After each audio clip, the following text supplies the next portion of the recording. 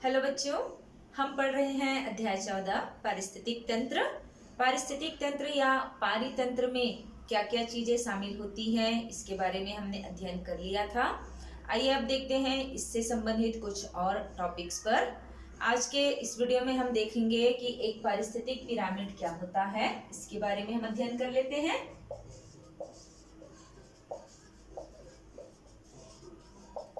इसकी संकल्पना जो थी उसको सबसे पहले प्रस्तुत किया था एल्टन नामक वैज्ञानिक ने 1927 में। ये पारिस्थितिक पिरामिड होता क्या है? देखिए, किसी भी पारिस्थितिक तंत्र में यदि यहाँ पर जितने भी उत्पादक हैं, जितने भी प्रकार के उपभोक्ता हैं, प्राथमिक उपभोक्ता, द्वितीयक उपभोक्ता, तृतीयक उपभोक्ता, यदि इनको एक संख्या को आधार मान लेते हैं इनकी, और उसके आधार पर अगर हम एक चित्रीय निरूपण व्यक्त करें, एक चित्र, एक आरेख के रूप में इनको व्यक्त करें, तो एक पिरामिड के समान संरचना प्राप्त होती है। इसी को कहा जाता है पारिस्थितिक पिरामिड।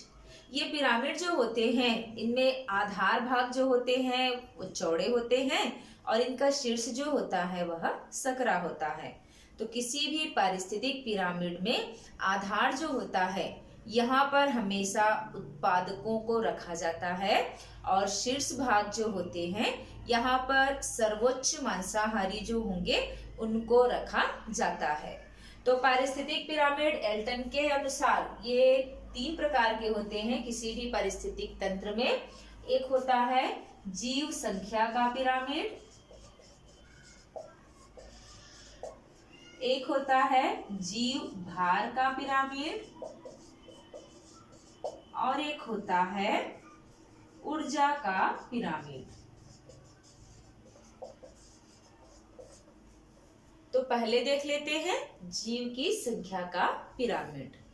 किसी भी पारिस्थितिक तंत्र में जीवों की जो कुल संख्या होती है उसका एक औसत ज्ञात किया जाता है और इस औसत के आधार पर इनको पिरामिड में स्थान दिया जाता है।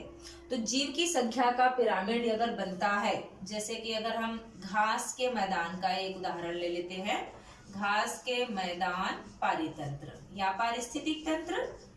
इस घास के मैदान पारिस्थितिक तंत्र में अगर आप देखेंगे तो सबसे ज्यादा मात्रा में उपस्थित होंगे तो क्या होंगे? घास। घास की संख्या सबसे ज्यादा, चूंकि ये उत्पादक है और इनकी संख्या जो होंगी वो सबसे अधिक होती है।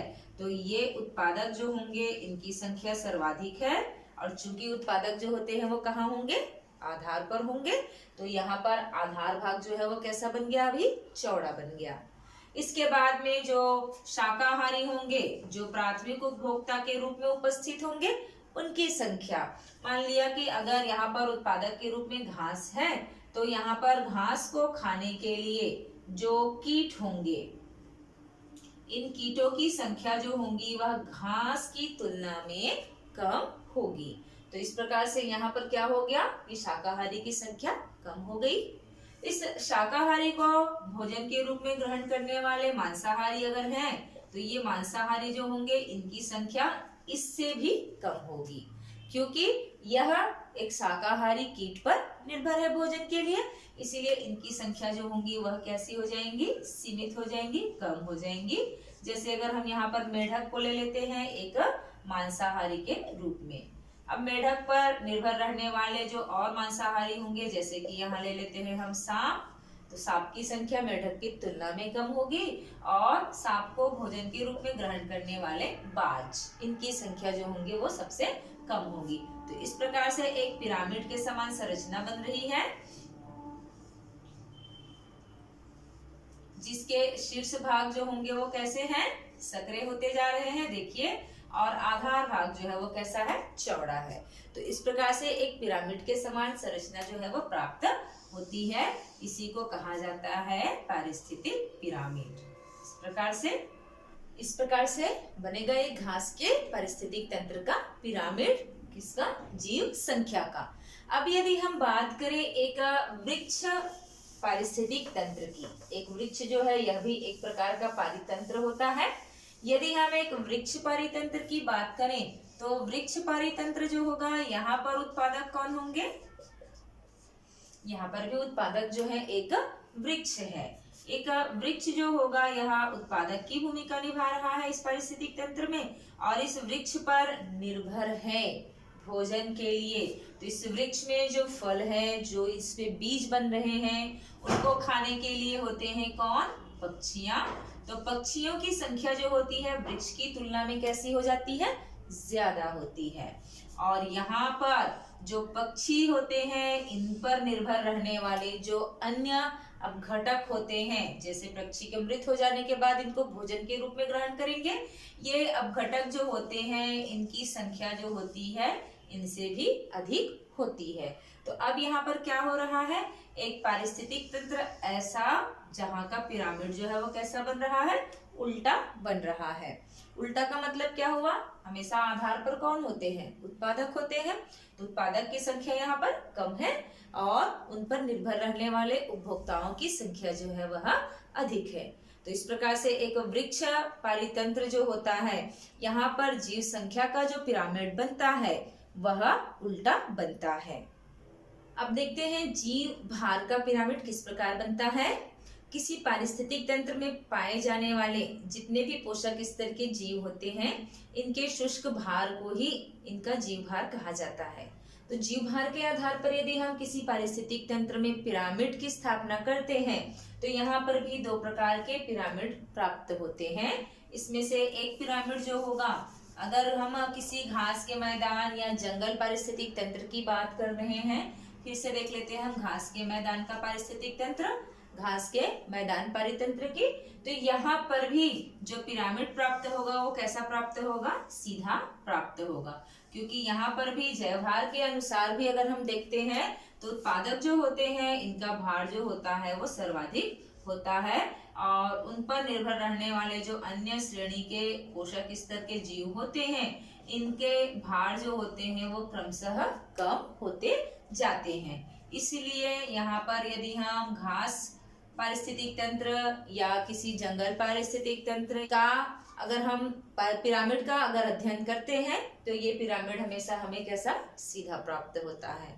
लेकिन वहीं अगर हम किसी तालाब पारिस्थितिक तंत्र की बात करें या झील पारिस्थितिक तंत्र की बात करें तो यहाँ पर जीव भार का पिरामिड जो होगा वो उल्टा प्राप्त होता है। क्यों? क्योंकि जो पादप प्लवक होते हैं, जो शैवाल होते हैं, इनकी जैव भार जो होते हैं वो कम होते हैं किसकी तुलना में? जो उच्च श्रेणी के जो उपभोक्ता होते हैं उनकी तुलना में। इनको खाने वाले जो छोटी मछलियां होती हैं, और इन छोटी मछलियों को खाने वाले जो होते हैं वो होते हैं कौन? बड़ी मछलियां। तो इस प्रकार से यहाँ पर बड़ी मछलियां जो होती हैं इनका जैव भार जो होगा वह इनकी तुलना में कैसा होता है? अधिक होता है। इसीलिए एक तालाब या एक झील या एक जलीय पारिस्थितिक तंत्र जो होता है, इनका जीव भार का जो पिरामिड होता है वो हमेशा उल्टा प्राप्त होता है। अब यदि हम बात कर रहे हैं ऊर्जा के पिरामिड की, तो किसी भी पारिस्थितिक तंत्र में जो ऊर्जा का पिरामिड होता है वो हमेशा सीधा बनता है, क्योंकि हमेशा जो ऊर्जा का जो स्रोत होता है वह सूर्य होता है, और सूर्य की ऊर्जा को ही रासायनिक ऊर्जा में परिवर्तित करने का कार्य केवल और केवल उत्पादक करते हैं। इसीलिए उत्पादकों के पास में सबसे ज्यादा ऊर्जा होगी, और क्रमशः जब ये अगली श्रेणी में स्थानांतरित होते जाते हैं तो यहाँ पर ऊर्जा जो होती है वो क्या होती जाती है? कम होती जाती है। और इसी के कारण उत्पादक जो होंगे उसके पास सबसे ज्यादा ऊर्जा होगी, और जो सर्वोच्च उपभोक्ता होंगे उनके पास में सबसे कम ऊर्जा होती है। तो हम किसी भी पारिस्थितिक तंत्र की बात करें तो ऊर्जा का पिरामिड जो होता है वो हमेशा सीधा बनता है। अगला टॉपिक जो है वह है अपघटन की क्रिया। कोई भी जीवधारी जो होते हैं, जब यह किसी का भोजन नहीं बन पाते हैं तो ये मृत होते हैं। जैसे पौधे जो होंगे या जंतु जो होते हैं, जब ये मृत हो जाते हैं तो कुछ कवक होते हैं, कुछ जीवाणु होते हैं या कुछ सूक्ष्म जीव होते हैं जो इनके शरीर का अपघटन करते हैं, अर्थात इनके शरीर में उपस्थित कार्बनिक पदार्थों को उनके घटकों में, अकार्बनिक पदार्थों में, जैसे नाइट्रोजन या ऑक्सीजन या कार्बन डाइऑक्साइड, इन सभी को, कार्बन को, इन सभी पदार्थों को, जल को, इन सब पदार्थों को क्या कर देते हैं, पृथक पृथक कर देते हैं। इसी प्रक्रिया को अपघटन कहा जाता है। इस प्रक्रिया के कारण जितने भी मृत जीव जो होते हैं, इनके शरीर में पाए जाने वाले कार्बनिक पदार्थ जो होते हैं वे अपने अवयवों में टूट जाते हैं, और या तो यह गैसीय रूप में होंगे तो यह वायु में, हवा में मिल जाएंगे, या फिर यह मृदा में मिल जाते हैं, या फिर ये जल में मिल जाते हैं। तो इस प्रकार से अपघटक जो होते हैं वे सूक्ष्म जीव होते हैं जो जितने भी मृत जीवधारी होंगे उनके कार्बनिक पदार्थों को उनके अवयवों में तोड़ने का काम करते हैं। तो ये अपघटन की प्रक्रिया जो होती है यह 5 चरणों में पूरी होती है। 5 चरणों में से पहला जो है वह कहलाता है विखंडन, दूसरा कहलाता है निक्षालन, तीसरा कहलाता है अपचयन, चौथा होता है ह्यूमी भवन, ह्यूमस भवन कहलाता है यह, और पांचवा है यह कहलाता है खनिजी भवन। तो इस प्रकार से एक अपघटन की प्रक्रिया जो होती है वह इन 5 भागों में पूरी होती है। तो अपघटन करने के लिए जो रॉ मटेरियल, जो कच्ची सामग्री होगी वो क्या होगी?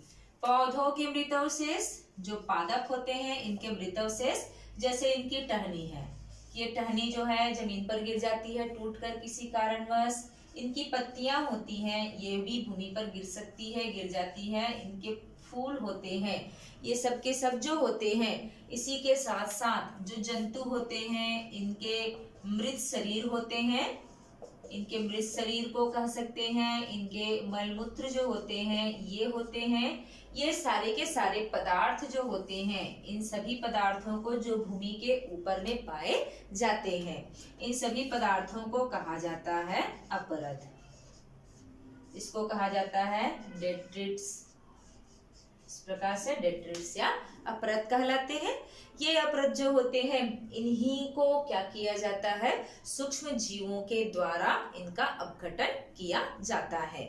जब इनका अपघटन होता है तो अपरदहारी जो होते हैं, अपरदहारी में कौन कौन शामिल होते हैं, जैसे कि केंचुए होते हैं या कुछ कीट जैसे कि दीमक वगैरह होते हैं। ये इनको छोटे छोटे टुकड़ों में तोड़ने का काम करते हैं। कुछ और कीट होते हैं, कृमि होते हैं, ये सब के सब जो होते हैं वो क्या करेंगे, इनके भागों को और सूक्ष्म टुकड़ों में तोड़ने का काम करते हैं। इसके साथ साथ सूक्ष्म जीव होते हैं कवक के रूप में, और होते हैं जीवाणु के रूप में, और कुछ और सूक्ष्म जीव शामिल होते हैं। ये सभी मिलकर के क्या कर देते हैं, इन पदार्थों का अपघटन करते हैं। तो पहली प्रक्रिया जो होती है वह होती है विखंडन। विखंडन की क्रिया में ये अपरदहारी जो होंगे, अपरदहारी इनको छोटे छोटे खंडों में तोड़ने का कार्य करते हैं। और उसके पश्चात में ये सारे के सारे पदार्थ जो होते हैं, इनमें जो भी अकार्बनिक पदार्थ उपस्थित होगा वह निक्षालन प्रक्रिया के द्वारा जल से घुल करके, जल में घुल करके मिट्टी में, मृदा के अलग अलग स्तर में पहुंच जाता है, प्रवेश कर जाता है। या तो उसको कोई दूसरा पादप जो होगा वो जल के माध्यम से ग्रहण कर लेगा, या किसी जलीय माध्यम में जाकर के वो शामिल हो जाता है। तीसरी प्रक्रिया जो होती है वो अपचयन कहलाती है। अपचय की प्रक्रिया, अपचय की प्रक्रिया इनके द्वारा की जाती है जब ये कार्बनिक पदार्थ जो होते हैं, जो इनके द्वारा फिर से क्या किए जाते हैं, अलग अलग अकार्बनिक पदार्थों में इसको तोड़े जाते हैं, तो सरल भागों में इसको बांटा जाता है। तो ये कहलाता है अपचयन की प्रक्रिया। ह्यूमी भवन या ह्यूमस भवन की प्रक्रिया जो होती है, यह प्रक्रिया जो होती है अपघटन की वह प्रक्रिया है जो धीरे धीरे संपादित होती है। इस समय में जो अपरद होते हैं यह इस गहरे भूरे रंग के एक संरचना में परिवर्तित हो जाते हैं, और यहाँ पर ये सूक्ष्म जीव जो होंगे जब इनका अपघटन कर रहे होंगे तो यह बहुत ही धीमी धीमी प्रक्रिया में होती है और इस भाग में बहुत सारे पोषक पदार्थ जो होते हैं वह उपस्थित होते हैं। उसके पश्चात में खनिजी भवन की प्रक्रिया होती है। जितने भी मुख्य रूप से जो खनिज पदार्थ होंगे वह क्या होते जाएंगे, नीचे के भाग में, मृदा के सबसे नीचे वाले भाग में जाकर के जमा होते जाते हैं। तो इस प्रकार से किसी भी पदार्थ का, जो मृत पदार्थ होते हैं, जो अपरद होते हैं, इनका अपघटकों के द्वारा अपघटन किया जाता है।